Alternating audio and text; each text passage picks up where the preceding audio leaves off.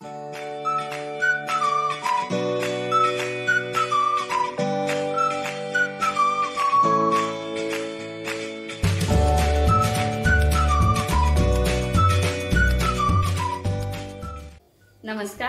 राधिकाज रेसिपीमध्ये तुम्हा सर्वांचं अगदी मनापासून स्वागत आहे।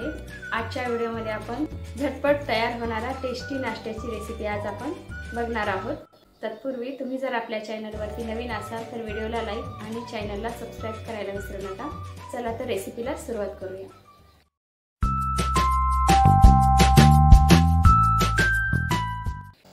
रव्याचा उपमा बनवण्यासाठी या ठिकाणी आपण 2 चमचे तेल टाकून घेऊया।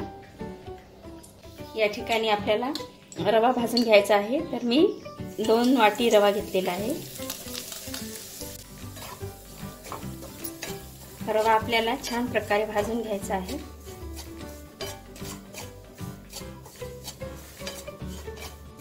या ठिकाणी मी बारीक रवा घेतलेला आहे।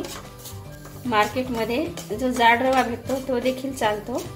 बारीक रव्यामुळे एकदम मऊ आणि लुसलुशीत असा आपला उपमा तयार होतो, त्यामुळे मी बारीकच रवा वापरलेला आहे। अशा प्रकारे आपण ब्राऊन कलर येईपर्यंत रवा भाजून घेतलेला आहे। बघू शकता छान प्रकारे भाजून झालेला आहे। आता आपण काढून घेऊया। आता आपण उपमा फोडणी देण्यासाठी या ठिकाणी 2 चमचे तेल घालून घेणार आहोत। पहिल्यांदा आपण मोहरी टाकून घेऊया।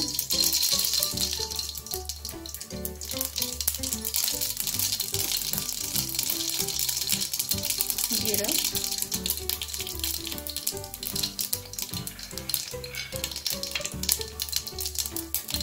शेंगदाणे,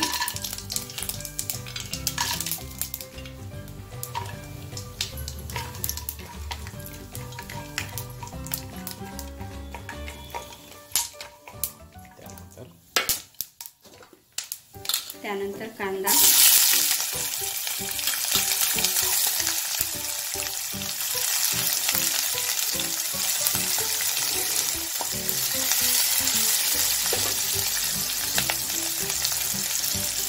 मिरचीचे काप। या ठिकाणी मी 4 मिरचीचे काप घेतलेले आहेत। हिरव्या मिरचीचे काप आहेत 4। त्यानंतर 1 कट केलेला टोमॅटो,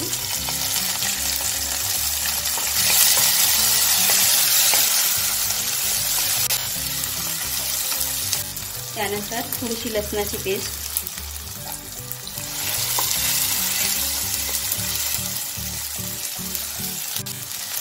आणि शेवटी कढीपत्ता।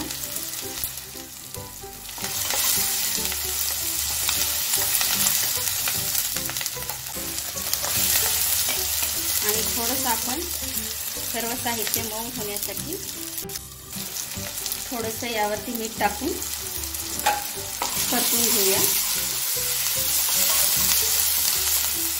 आणि 1 मिनिटभर आपण झाकून ठेवूया।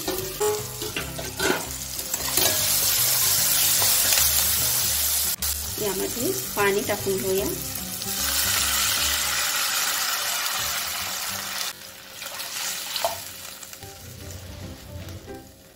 चवीनुसार मीठ टाकून घेऊया यामध्ये। या ठिकाणी मी 2 वाटी रव्यासाठी 2 ग्लास पाणी वापरलेलं आहे। आता हे पाणी उकळल्याच्या नंतर आपल्याला यामध्ये रवा ऍड करायचा आहे। पाण्याला उकळी आलेली आहे। आता आपण रवा यामध्ये टाकून घेऊया।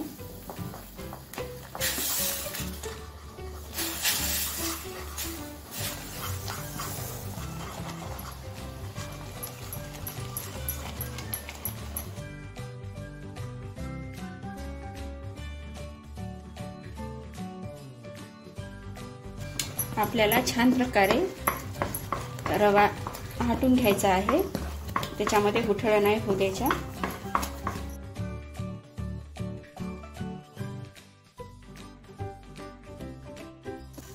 एकदम झटपट आणि चविष्ट नाश्ता आपला तयार झालेला आहे। आता आपण लगेच सर्व करायला घेऊया।